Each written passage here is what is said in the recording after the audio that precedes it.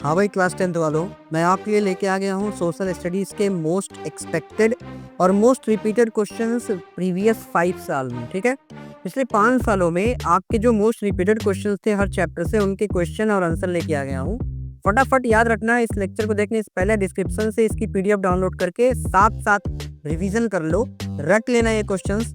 हाँ, ये क्वेश्चंस आने की प्रोबेबिलिटी बहुत ज़्यादा है, तो प्लीज़ क्वेश्चंस को करके जाएं, मिस मत करना लास्ट सेशन को, यानी कि लास्ट वीडियो के एंड को मत मिस करना आप। ठीक है, चलो सबसे पहला हिस्ट्री का सेक्शन आता है। पहला chapter the rise of the nationalism. ठीक है, राइज ऑफ द नेशनलिज्म का पहला क्वेश्चन है आपका, और discuss the impact of French revolution on the rise of nationalism in the Europe. ठीक है, आखिर क्या इम्पैक्ट था फ्रेंच रिवॉल्यूशन का, इसमें इम्पैक्ट क्या पड़ा नेशनलिज्म में, मतलब कि वहाँ पे राष्ट्रवादिता पे क्या फर्क पड़ा। ठीक है, इम्पैक्ट आंसर होगा कि आपका आंसर क्या गया। देखो, the French revolution that held in 1789 introduce the principle of liberty. ठीक है, लिबर्टी को लाया, इक्वेलिटी को लाया एंड फ्रेटर्निटी को लाया। ठीक है जी, ये याद रखिएगा। It lead to the overthrow of the absolute monarchy. याद रखना, मोनार्ची क्या होता है। मोनार्ची आपको बताओ, किंग किंगडमशिप होता है मोनार्ची। ठीक है जी, and the establishment of republic inspiring the nationalist movement across the Europe. पूरा यूरोप में ये नेशनलिस्ट मूवमेंट एक चला, मतलब एक होता है क्या, देश की भावना उत्पन्न हुई। ठीक है, नेक्स्ट कह रहा है कि रिवोल्यूशनरी आइडिया स्प्रेड हुए। ठीक है, और encouraging people to fight for their national states and self determination. इससे क्या हुआ, लोगों में मतलब बड़ा कॉन्फिडेंस आया कि हम यार अपने देश के लिए, अपने राज्य के लिए, अपने स्टेट के लिए कुछ ना कुछ कर सकते हैं, यानी कि हम लोग अगेंस्ट कोई प्रॉब्लम हम लोग अपनी आवाज रेज कर सकते हैं। ठीक है, नेक्स्ट क्वेश्चन है इससे, एक्सप्लेन द रोल ऑफ गिउस्पी मजीनी। ठीक है, इन प्रोटेक्टिंग नेशनलिज्म। ठीक है, नेशनलिज्म में ये जो आपके थे गिउस्पी मजीनी, ये इनका क्या मतलब कि क्या रोल था एग्जैक्ट। ठीक है, तो ये जो थे मजीनी, मजीनी वॉज एन इटालियन रिवोल्यूशनरी। ठीक है, इटली के थे, who founded the young Italy movement in 1831 में। इन्होंने यंग इटली मूवमेंट का स्टार्ट किया था, फाउंडर थे। ठीक है, इसको याद रखना। he aimed to unify Italy under the democratic republic। कहने का मतलब वो इटली को एक यूनिफाइड वे में रखना चाहते थे, अंडर द डेमोक्रेसी, मतलब लोकतंत्र की, मतलब कि लोकतंत्र के सहायता से, यानी कि लोकतंत्र पे। And inspired nationalist movement across the Europe, और यूरोप में इनकी बहुत चर्चा भी है और बड़ा नेशनलिस्ट मूवमेंट के लिए ये जाने भी गए। ठीक है, नेक्स्ट कह रहा, Mazzini's effort led the ground work for the future leader to achieve the unification. हुआ क्या, इन्होंने शुरुआत करी। याद रखना, हर चीज का, कोई भी चीज है उसका इनिशिएशन बहुत इंपॉर्टेंट होता है। ठीक है, तो इन्होंने इनिशिएट किया। नेक्स्ट चैप्टर है नेशनलिज्म इन इंडिया, जो कि मोस्ट इंपॉर्टेंट हमारे हिसाब से कहता हूँ, क्योंकि ये इंडियन पॉइंट ऑफ व्यू से। Describe the methods adopted by Mahatma Gandhi to achieve India's independence. India के इंडिपेंडेंस में महात्मा गांधी ने कौन कौन से मेथड्स को अडॉप्ट किया था। आंसर में आप लिखना, महात्मा गांधी एम्प्लॉयड, एक तो पहला था नॉन वायलेंस, और दूसरा था सिविल ओबीडियंट। याद रखना, नॉन वायलेंस, सिविल ओबीडियंट साथ ही है। Including movements like non cooperation, और नॉन कॉपरेशन मूवमेंट कब हुआ था, 1920 में नॉन कॉपरेशन मूवमेंट। ठीक, एंड सिविल डिसओबीडियंसी कब हुई थी, 1930 में हुई थी। ठीक है, he encourages to boycott the British goods. याद रखना, इन्होंने ही बढ़ावा दिया कि भैया ब्रिटिश के प्रोडक्ट्स को, अंग्रेजों के प्रोडक्ट्स को बाइकआउट कर दीजिए। ठीक है, इंस्टीट्यूशंस, उनके इंस्टीट्यूशन को बाइकआउट कर दीजिए। ठीक है, एंड प्रमोटेड द इंडिजीनियस। अब देखो होता क्या है, ये इंडिजीनियस का मतलब क्या है, इंडिजीनियस मतलब होता है कोई लोकल वेराइटी, लोकल वेराइटी और थिंग, लोकल वेराइटी और थिंग का मतलब कि आपके देश का जो, मतलब कि इट्स ओन कंट्री। ठीक है, industries, uniting diverse group of struggles for independence. क्योंकि भाई देखो, उसमें कई ग्रुप्स थे, सबको एकत्र करना कि हाँ यार हम लोग इंडिपेंडेंस के लिए लड़ रहे हैं। ठीक, नेक्स्ट क्वेश्चन है कि examine the significance of non cooperation movement. Non cooperation movement का सिग्निफिकेंस क्या, रिजल्ट क्या चीज हुआ उस पे क्या, तो इस पे क्या है कि अच्छा लॉन्च्ड इन 1920, 1920 में ये लॉन्च हुआ। क्या चीज, नॉन कॉपरेशन मूवमेंट। ठीक है जी, और इसका एम क्या था, एम क्या था, to resist British rule through non violence means. याद रखना, नॉन कॉपरेशन का मूवमेंट का जो ये एम था, ये याद रखना, एम यही था कि ब्रिटिश के जो रूल्स थे उनको हम रेजिस्ट करें, ना अपनाएं। अच्छा, ये किस तरह से करके, बिना लड़ाई झगड़े के, ये याद रखिएगा, non violent means, non violence, ठीक है। It led to wide spread boycotting और बाइकॉट्स ऑफ ब्रिटिश गुड्स। हुआ कि ये बहुत फैला, क्योंकि इससे क्या है, ब्रिटिश के प्रोडक्ट्स को हमने बहुत बहिष्कार किया, उनके इंस्टीट्यूशन का बहिष्कार किया, सिग्निफिकेंटली इम्पैक्ट जो पड़ा कॉलोनियल इकोनॉमी पे and demonstrating India's unity against the colonial rule. इससे हुआ क्या कि उन्हें भी लगने लगा कि यार ये इंडिया ना अब एकत्र हो रहा है, थोड़ा सा इनमें, थोड़ा सा अब इनमें क्या है कि थोड़ी एकता आ रही है, समझदारी आ रही है, ठीक है। नेक्स्ट है the making of global world, ठीक है। Trace the development of silk route and its impact on global trade. Silk route और उसका इम्पैक्ट क्या था पूरे वर्ल्ड पे। इसका आंसर क्या था, the silk route was an ancient network, the silk route was an ancient network. Ancient मतलब आप कह सकते हो पुराना या फिर कोई ओल्ड नेटवर्क, ठीक है, of trade route connecting Asia with Europe and Africa. याद रखना, ये जो सिल्क रूट था, सिल्क रूट तो पुराना नेटवर्क था, किस चीज का, ट्रेड का, व्यापार का पुराना रूट था, और ये किसको किसको कनेक्ट करता था, याद रखिएगा, एशिया को यूरोप और अफ्रीका से। आ सकता है माइड क्वेश्चन एक और की मतलब कि silk route, name the connection of silk routes, तो आप लिख दीजिएगा कि silk route is an ancient route that connects Asia with the European countries and Africa. It facilitated the exchange of goods, इससे हम सामान का अदला बदली करें, कल्चर्स पहुंचे, ideas, significantly impact to the global trades and cultural interaction. हुआ क्या इससे फायदा कि इससे हम एक एशियन चीज़ों को अफ्रीकन में, अफ्रीकन चीज़ों को एशियन में, और एशियन की चीज़ों को यूरोपियन में इंट्रोड्यूस करवाए, ठीक है। तो इससे वर्ल्ड पे इम्पैक्ट तो पड़ा। Next, analyse the effort of great depression on Indian economy. The great depression of 1930 leads to decline the global demand for the Indian exports like agricultural products, ठीक है, प्राइस फेल्स, दाम गिर गए, adversely effect हुए कौन, farmers यानी कि किसान एंड इकोनॉमी, और भारतीय मुद्रा मतलब economy, leading to increase poverty and employment. हुआ क्या इससे, बेरोजगारी दर बढ़ गया, अनएम्प्लॉयमेंट बढ़ गया, साथ ही साथ पॉवर्टी यानी गरीबी भी और बढ़ गई ना। Next one is the age of industrialisation. The age of industrialisation क्या है, देखो, explain the reason behind the industrial revolution starting in England. आखिर रीजन क्या है कि रीजन इंडस्ट्रियल रिवॉल्यूशन जो कि स्टार्ट हुआ इंग्लैंड में, उसका रीजन क्या है। देखो, the industrial revolution began in England due to factors like across to natural resources थे कौन कौन से, कोल और आयरन, स्टेबल पॉलिटिकल इन्वायरमेंट, यहाँ पे कोई मतलब कि इधर उधर सरकारों के बीच में, कोई भी गवर्नमेंट्स बीच में कोई मतलब ना तो इंटरप्शन था, ना तो मतभेद था। कॉलोनियल मार्केट मिल गया proper, and advancement of technology का सहायता मिल गया, यानी कि टेक्नोलॉजी भी बड़े प्यार से मिल गई। These elements combined to foster industrial growth. यही सारे एलिमेंट जो थे वो इंडस्ट्रियल ग्रोथ को बड़ा ही बढ़ावा दिए थे। नेक्स्ट है, discuss the impact of industrialization on Indian artist.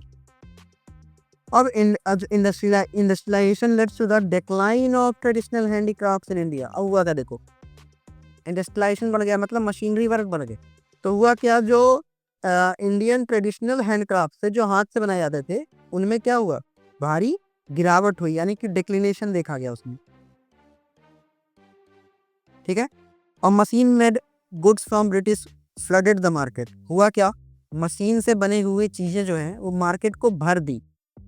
Indian artist face unemployment. अब हुआ क्या, इंडिया के जो हैंडीक्राफ्ट्स थे, मतलब कि जो हैंडीक्राफ्ट बनाने वाले पीपल्स थे, उनको अनएम्प्लॉयमेंट बहुत झेलना पड़ा, and loss of livelihood due to competition from cheaper import goods. अब भाई मशीन बना रही है, सस्ता बना रही, पर यूनिट टाइम में ज़्यादा दे रही, तो वही हाथ से बनाने में टाइम भी लगता था, और उनका मतलब कि उनकी उनकी पावर भी लगती थी, टाइम भी लगता था, consumption of different types of goods, साथ साथ मेन चीज़ थी कि टाइम लगता था और क्वांटिटी मिलती तो थी लेकिन क्वालिटी मिलती थी लेकिन क्वांटिटी नहीं मिल पाती। मशीन ने क्या किया, क्वालिटी भी दिया और क्वांटिटेटिव भी दिया। हुआ क्या, मार्केट बिल्कुल फ्लडेड हो गया है। नेक्स्ट है print culture and modern world. Describe the development of print technology in China and Europe. China और यूरोप में प्रिंट टेक्नोलॉजी कैसी है उसको डिस्क्राइब करिए। Print technology originated in China with would block printing. याद रखिए, सबसे पहले लकड़ियों पे प्रिंटिंग स्टार्ट हुआ, would block printing, and later movable type. हुआ क्या, इसके बाद हुआ क्या, ये मूवेबल टाइप का होने लगा। In Europe Johannesburg sorry Johannes Johannes Gutenberg, जिसको यानी कि ये इन्वेंशन हुआ किस चीज का, यहाँ पे प्रिंटिंग प्रेस का, कब 15th सेंचुरी में। Revolutionized the product of books, making the literature more accessible and promoting literacy. अब हुआ क्या, अचानक से प्रिंटिंग कल्चर आ गया, मतलब प्रिंटर्स मिल गए, तो होगा क्या कि अब जहाँ बड़ी स्ट्रगल होती थी ये चीज़ को पढ़ने के लिए, वहीं पर काफ़ी रिसोर्सेज, काफ़ी किताबें आ गई, तो हुआ क्या कि मार्केट एकदम से फ्लडेड हो गया। Next, examine the relationship between print culture and the French revolution. Print culture played a crucial role for the French Revolution by disseminating ideas of liberty, equality, fraternity। हुआ क्या, प्रिंट कल्चर कैसे French revolution में बड़ी भूमिका निभाया। लोगों तक अब प्रिंट के फॉर्म में चीजें फैलने लगी, जैसे लिबर्टी क्या होती, इक्वलिटी होनी चाहिए, फर्टर्निटी होनी चाहिए, ये सारे आइडियाज हर एक जन के पास जाने लगा। पम्पलेट्स छपने लगे, बुक्स छपने लगी सिटीजन्स के लिए, ठीक है। अब जो मोनार्ची और चर्च थे इनके बारे में सब जानने लगे। Mobilising public opinion and facilitating revolutionary idea. हुआ क्या, मोबिलाइजिंग मतलब कि एक जगह कोई भी चीज एक जगह दूसरी जगह जाए, चले, पब्लिक के ओपिनियन अब फैलने लगे, क्या पब्लिक चाह रही है वो सब जानने लगे, सब समझने लगे, ठीक है। नाउ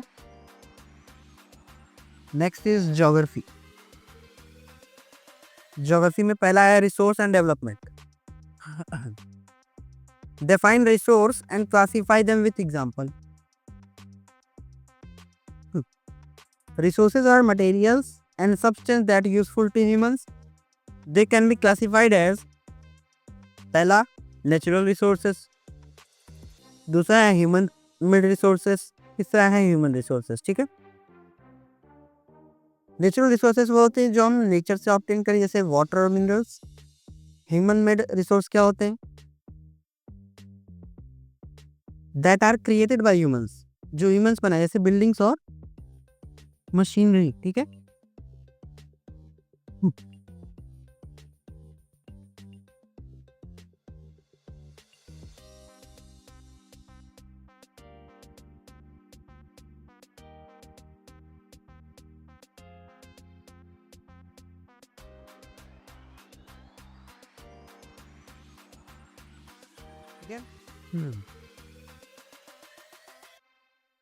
नेक्स्ट है discuss the importance of sustainable development.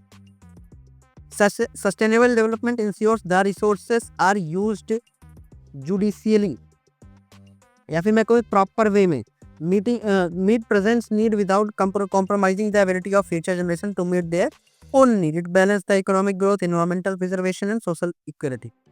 देखो, सस्टेनेबल डेवलपमेंट कहता है कि यार किसी भी चीज़ का आप यूज़ करो तो उसको इस हद तक यूज़ करो, मतलब या फिर ये जान के कि उसका कोई एडवर्स इफेक्ट ना पड़े किसी स्पीसी पे या फिर किसी भी चीज़ पे, और ऐसा भी ना हो कि वो फ्यूचर यूज़ के लिए बचे ही ना और ख़त्म ही हो जाए, ठीक है। ये सारी चीज़ें ध्यान रख के यूज़ करिए। नेक्स्ट है forest and wildlife. Analyse the reason for the depletion of flora and fauna in India. आखिर फ्लोरा और फौना क्या है, पहले जान लीजिए। फ्लोरा है पर यूनिट एरिया में कितने पेड़ हैं, कितने प्लांट्स हैं।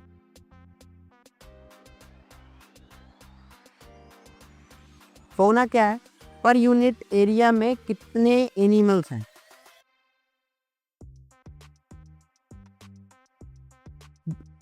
Depletion is due to deforestation. अब इनमें फ्लोरा और फौना में डिक्लिनेशन क्यों हो रहा है, क्योंकि डिफॉरेस्टेशन बढ़ रहा है, हैबिटेशन यानी कि हैबिटेट्स डिस्ट्रक्ट किए जा रहे, टूट रहे हैं, पोल्यूशन बढ़ रहा है, ओवर एक्सप्लॉयटेशन, हद से ज़्यादा हम लोग मिनरल्स का यूज़ कर रहे हैं, पोर्चिंग मतलब कि अपने फायदे के लिए, पैसों के लिए जानवरों को मार दिया जा रहा है। अर्बनाइजेशन, शहरीकरण हो रहा है। एग्रीकल्चरल एक्सपेंशन मतलब कि खेत मतलब खेती करने के लिए हम लोग एरिया बहुत बढ़ा रहे हैं। Contributed to the loss of biodiversity, यही सारे रीजंस हैं कि बायोडाइवर्सिटी का लॉस हो रहा है। नेक्स्ट है discuss the steps taken by government to conserve forest wildlife resources. The government has established protected areas like national parks, government ने बनाया। वाइल्ड लाइफ सेंचुरीज बनाया। इनएक्टेड लॉज बनाए बहुत सारी। वाइल्ड लाइफ प्रोटेक्शन एक्ट बनाया, ठीक है। Initiated the afforestation, large scale पे प्लांटेशन को बोलते हैं, एफॉरेस्टेशन को बढ़ाया टू कंजर्व बायोडाइवर्सिटी। नेक्स्ट है water resources. Examine the multipurpose river project and there impact on the environment, ठीक है। मल्टीपर्पस रिवर प्रोजेक्ट क्या है और उसका इम्पैक्ट क्या है एनवायरमेंट पे। Multipurpose river project aims to provide irrigation, सिंचाई के काम आए। हाइड्रो इलेक्ट्रिक पावर हम जनरेट करवा सकें पानी से, बिजली का, और फ्लड कंट्रोल करवा सकें। However they can lead to environment issue like habitat disruption, से बचा सकते हैं। डिस्प्लेसमेंट ऑफ कम्युनिटीज एक जगह दूसरी जगह ना जाए, उससे रोक सकते हैं वो। Reduce the down stream water flow, ठीक है। नेक्स्ट है discuss the need and method for rain water harvesting. Rain water को हम कैसे हार्वेस्ट कर सकते हैं, कैसे बचा सकते हैं। Rain water harvesting essential to address water scarcity. Methods includes rooftop harvesting, checks, dam etcetera. छत का पानी को बचा के एक तरीके से हम उसको बचा के फिल्टर करके यूज कर सकते हैं, ठीक है। ऐसे कुछ मेथड्स हैं।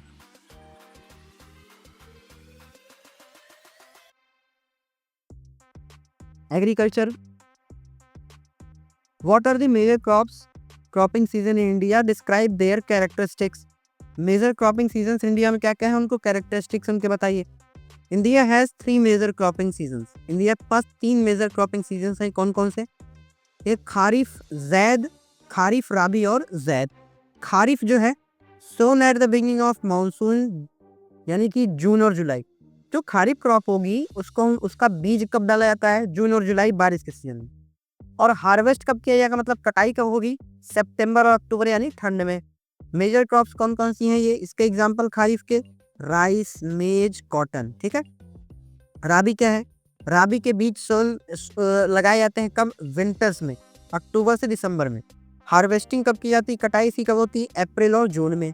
इसके मेजर क्रॉप्स कौन कौन से हैं? गेहूं यानी वीट, बार्ले और मस्टर्ड, ठीक है।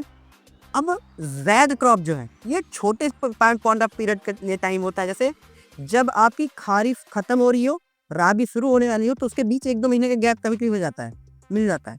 तो यही लिए जैद क्या है? शॉर्ट सीजन बिटवीन द राबी और खारिफ के बीच में जो बचे, यानी कि मार्च और से जून के बीच में। क्रॉप्स इंक्लूड्स, अब इनमें कौन कौन से क्रॉप्स आ जाते हैं? Watermelon, cucumber and fodder crops, ठीक है। नेक्स्ट है discuss the impact of globalisation on Indian agriculture. Globalisation का क्या इम्पैक्ट है किस पे? इंडियन एग्रीकल्चर पे। Globalisation has led to increase the competition from foreign agricultural products. Competition बढ़ा दिया है फॉरेन एग्रीकल्चर प्रोडक्ट्स से। अफेक्टिंग लोकल फार्मर्स को इफेक्ट कर रहा है ये, ठीक है। While it has open market for export, small scale farmers often struggle with price volatility, lack to access the global market. उनको फार्मर्स तो हर चीज़ों का भाई वो ग्लोबल मार्केट पे नहीं अचीव कर सकते ना वहाँ, क्योंकि स्मॉल स्केल वाले फार्मर्स को स्ट्रगल होती है इस पे जाने के लिए। प्राइस की बढ़ोतरी, अभी जो एमएसपी और एमएसपी वगैरह पे बड़ी बातें चल रही थी, उन सब चीज़ों को लेकर एक छोटा, मतलब कि जो छोटे स्केल पे खेती करता है ना, उसको ज़्यादा इम्पैक्ट पड़ता है ये सारी चीज़ें, ठीक है। नेक्स्ट है minerals and energy resource. Differentiate between ferrous and non ferrous mineral with an example. देखो भाई, फेरस मिनरल्स जो होंगे वो कंटेन करेंगे, जाहिर सी बात है आयरन होगा उसमें। एग्जांपल हेमेटाइट और मैग्नेटाइट। हेमेटाइट जो है प्योर क्वालिटी है आयरन की। वाई नॉन फेरस मिनरल्स जो होंगे वो do not contain iron. Example इसका होगा बक्साइट और copper. Ferrous minerals are used in the steel industry, where non ferrous materials या minerals are used in industries like electronics and aviation, ठीक है। What are conventional and non-conventional source of energy? Provide example. Conventional source of energy जो होती है उसमें आता है coal, petroleum, natural gas, while exhaustible and polluting. तो conventional जो होते हैं वो भाई एग्जॉस्टिबल होते हैं और पॉल्यूट करते हैं, बट नॉन कन्वेंशनल सोर्सेज जो होते हैं वो पोल्यूशन नहीं करते, जैसे कि solar panel, wind energy, tidal energy and renewable resources होते हैं। ये रिन्यू हो सकते हैं और इन्वायरमेंटल फ्रेंडली भी होते हैं। That's why they are also the part of sustainable development. Next है manufacturing industries. Explain the factors influencing the location of industries, जैसे कि key factors including availability of raw materials, that is labour, capital, power supply, transportation and market proximity. Government policies and infrastructure also play significant roles. ठीक है। Next है discuss the importance of IT industry in India's economy and development. The IT क्या है? Information technology. The IT industry has contributed significantly growth to the Indian GDP. GDP क्या? Gross domestic product. ठीक है। Employment को बढ़ाया है, export earning को बढ़ाया है। It has position India as a global leader in software services and fostered innovations in the entrepreneurship. India को इसकी वजह से बड़ा अच्छा एक अचीवमेंट मिली है, मतलब पूरी दुनिया के सामने अपने आप को रिप्रेजेंट करने का। ठीक है।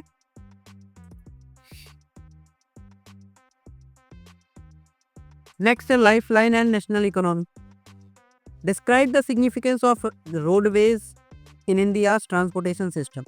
Roadways offers flexible and cost efficient transport. सस्ते दाम पे और फ्लेक्सिबिलिटी भी होती है इसमें। कनेक्टिंग रिमोट एरिया, ऐसे एरिया जहाँ पे बड़ा मतलब कम ट्रांसपोर्टेशन होता है। फैसिलिटेटिंग ट्रेड्स, इससे क्या व्यापार बढ़ता है, कॉमर्स बढ़ता है। They complement other transport models and are crucial for the short distance के लिए बहुत फायदेमंद होते हैं। Next, analyze the role of tourism in India and economic development. Tourism generates employment, promotes cultural exchange, and contributes to GDP. It stimulates the infrastructure development and supports allied industries like hospitality and handicrafts को ये बढ़ोतरी बना देता है। ठीक है, encourage करता है। नेक्स्ट है पॉलिटिकल साइंस। नंबर फर्स्ट है power sharing. Why is power sharing important in democracy? लोकतंत्र में पावर शेयर अगर किसी एक हाथ में आप दे दोगे तो वो कहीं भी मिसयूज कर सकता है, फिर पर्सनल यूज के लिए यूज कर सकता है केवल। तो that's why power sharing prevents the concentration of power, कि पावर एक जगह एकत्रित ना हो। Promotes political stability and ensures representation of diverse group. It uphold democratic principle by involving multi stake holders in governance. ठीक है। अब डायरेक्ट हम किसी के मतलब इन्फ्लुएंस में या किसी एक के कंट्रोल में सब कुछ नहीं दे सकते सारी पावर ना, वो मिसयूज भी कर सकता है। Compare the horizontal and vertical power sharing with an example. Horizontal power sharing divides power among different branches of government, जैसे कि लेजिस्लेचर, एग्जीक्यूटिव एंड जुडिशरी। ठीक है।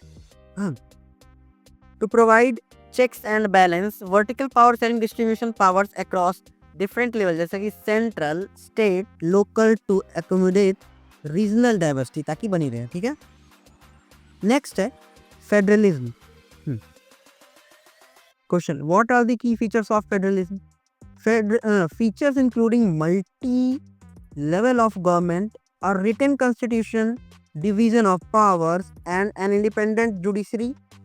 Each level has autonomy in a specific area, promoting decentralization. मतलब state policy के बारे में भी। Discuss how linguistic diversity has been accommodated in Indian federal system. कैसे इंडियन फेडरल सिस्टम में मतलब लिंग्विस्टिक डाइवर्सिटी है, मतलब लैंग्वेज के base. India recognise state based on linguistic lines, allowing people to govern themself in their native language. ठीक है, अपनी मातृभाषा में। This approach has preserved cultural identity, इससे बची रहेगी। Promotes the administrative efficiency, administration को ज़्यादा परेशान भी नहीं होना पड़ा इससे। ठीक है। नेक्स्ट है democracy and diversity. How can social division affects politics? Social division can lead to political competition and conflict if not managed properly. ठीक है। However, they can also enhance the democracy by increasing diversity, diverse representation and policy addressing various group is interested, जो भी various groups होंगे, ठीक है। Next है explain the concept of overlapping and cross cutting in social difference with an example. Overlapping difference occurs when social difference यानी कि align होते हैं, जब social difference, जैसे कि reinforcing each other, जैसे कि race या फिर economic status पे हम divide हो जाए।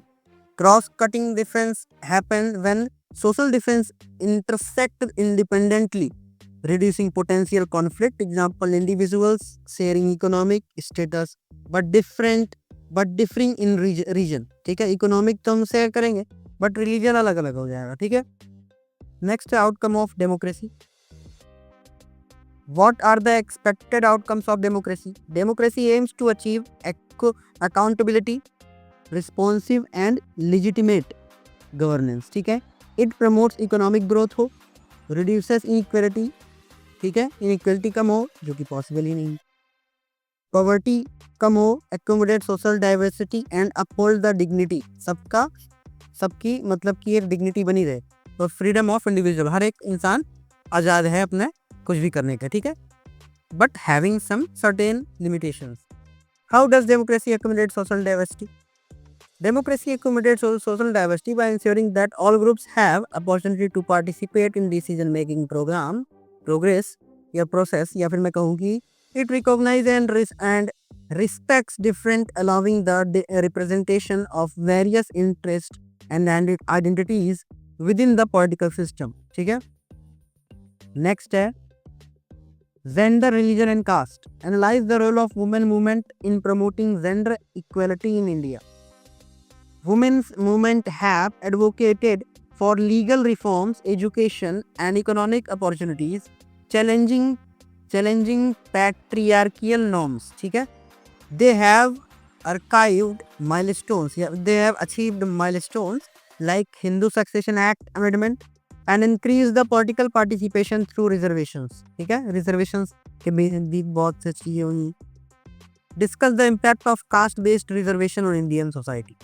Caste based system reservation have improved access to education बढ़ा है, employment बढ़ा है, marginal communities, promoting social justice. However, they have also spawned debates on meritocracy and need for the policy revisions, ठीक है। Political parties. What are major challenges faced by political parties in India? Challenges includes internal democracy deficit, dynasty succession, money and muscle power, and lack in ideologies community. सबका अपना अपना मानना है क्या कैसे party करती। These issues affects party credibility and democratic functioning. Next है globalization and Indian economy. Define globalization and its main drivers.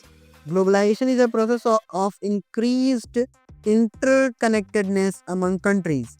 Through trade.